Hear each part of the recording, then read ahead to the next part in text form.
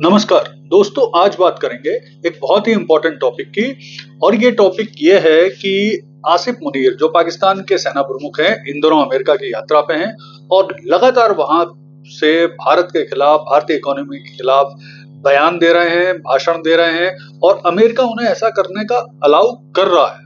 तो आइए इन बातों का विश्लेषण करते हैं और समझने की कोशिश करते हैं कि आखिर इनका इम्पैक्ट भविष्य में क्या हो सकता है।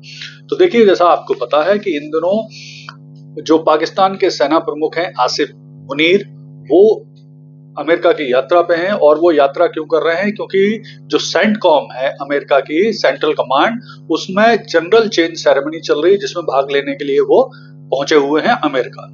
और इस दौरान वो लगातार भारत के खिलाफ जहर उगल रहे हैं, भाषण दे रहे हैं, भारतीय इकोनॉमी को टारगेट कर रहे हैं। तो इन सब बातों को समझने की कोशिश करते हैं। तो देखिए, आसिफ मुनीर ने पहले तो बोला था कि वो अगर भारत ने पाकिस्तान पर न्यूक्लियर अटैक किया तो वो बदले में आधी दुनिया को लेके खत्म होंगे। फिर उन्होंने बोला कि अगर हम जो सिंधु समझौता रद्द हुआ है उसके बाद भारत अगर इन नदियों पर डैम बनाएगा तो हम पहले भारत को डैम बनाने देंगे और जब भारत डैम बना लेगा तो 10 मिसाइल छोड़कर वो डैम नष्ट कर देंगे।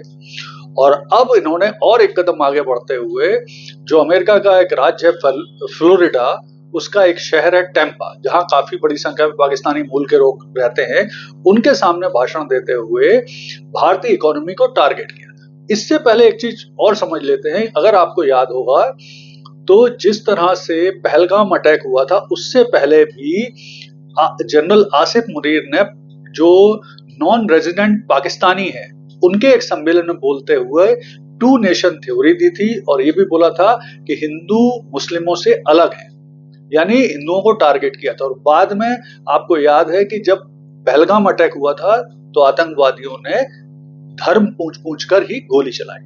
तो अब जो ये भाषण दिया है, कहीं ये किसी आतंकवादी संगठन को संदेश तो नहीं है, कोई मैसेज तो नहीं है, कोई ट्रिगर पॉइंट तो नहीं दबा रहे हैं। तो अब इस मैसेज को समझते हैं, इनके भाषण को समझते हैं। तो यहाँ पर टेम्पा में भाषण देते हुए आसिफ मुनीर ने बोला कि भारतीय इकोनॉमी और पाकिस्तानी इकोनॉमी को कंपेयर करते हुए उन्होंने बोला कि भारत एक मर्सिडीज की तरह है, यानी उनकी इकोनॉमी फ्लोरिश कर रही है, और हम एक पुराने ट्रक की तरह हैं। तो अगर मर्सिडीज और ट्रक की टक्कर होगी तो किसे नुकसान होगा? यानी वो ये कह रहे थे कि हम तो नंगे आदमी हैं, हमारी इकोनॉमी तो कुछ नहीं है, लेकिन अगर आप हमसे टकराओगे तो नुकसान आपको होगा। फिर उन्होंने भारतीय बिलियनियर जो है, विशेष तौर पर मुकेश अंबानी, इनको भी टारगेट किया। यहाँ भी एक मजेदार कंपैरिजन समझ लें, यानी उन्हें डराने की कोशिश करी भारतीय जो बिलियनियर है, जो भारतीय इकोनॉमी में बहुत कंट्रीब्यूट करते हैं। तो यहाँ पे एक मजेदार चीज है, कंपैरिजन है कि जो मुकेश अंबानी जिन्हें वो टारगेट कर रहे थे, उनकी जो नेटवर्थ है वो लगभग 100 से 110 बिलियन यूएस डॉलर के आसपास है, जबकि पाकिस्तान की जो पूरी इकोनॉमी है वो 400 बिलियन यूएस डॉलर के आसपास है, जिसमें 130 बिलियन यूएस डॉलर की तो कर्ज शामिल है। यानी वो ऐसे आदमी का कंपैरिजन कर रहे हैं जिसके पास लगभग एक तिहाई पाकिस्तानी इकोनॉमी के बराबर दौलत मौजूद है। तो इंपॉर्टेंट चीज ये है कि जो ये अमेरिका मुनीर को ऐसे भाषण अपने यहाँ देने दे रहा है, तो यहाँ पर जो ट्रंप का या अमेरिका के क्या उद्देश्य हो सकते हैं, इसको भी समझना जरूरी है। अच्छा, इससे पहले मैं बता दूं कि थोड़ा सा बिलियनियर के बारे में, कि बिलियनियर ऐसा व्यक्ति होता है जिसके पास लगभग 8,600 करोड़ से ऊपर की संपत्ति होती है। पूरी दुनिया में लगभग 3,000 बिलियनियर हैं।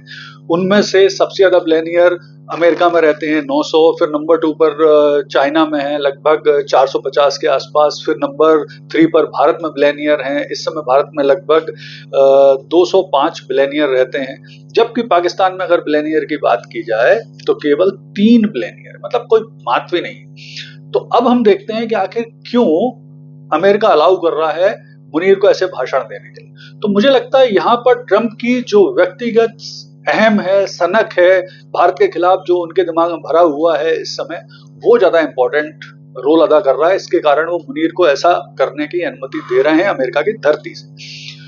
देखिए, हो क्या रहा है कि जो ऑपरेशन सिंदूर के बाद जिस तरह से भारत ने डिनाई किया है ट्रंप के महत्व को, उनके रोल को, वो शायद ट्रंप ने उसे ईगो पे ले लिया है। इसके अलावा जो ऐसा कहा जा रहा है कि उनका जो क्रिप्टो में निवेश है पाकिस्तान में, उसकी वजह से वो पाकिस्तान को प्रमोट करने की कोशिश कर रहे हैं, आईएमएफ से लोन दिला रहे हैं, एफएटीएफ में भी बचाने की कोशिश कर रहे हैं, क्योंकि उनको भविष्य में पाकिस्तान की जरूरत है जब वो ईरान के खिलाफ युद्ध भी लड़ेंगे और इसके अलावा भारतीय जो इकोनॉमी है, मतलब भारतीय इकोनॉमी, उसको भी कहीं ना कहीं वो बहुत तेजी से बढ़ते हुए, बहुत फलते फूलते हुए देखना नहीं चाहती। यही चाइना का भी एक मुझे लगता है उद्देश्य है। यहाँ पे चाइना और पाकिस्तान, भारत, यूएस और पाकिस्तान के, यूएस और चाइना के उद्देश्य सेम है कि दोनों ही भारतीय इकोनॉमी को एक हद से आगे बढ़ते हुए नहीं देखना चाहते।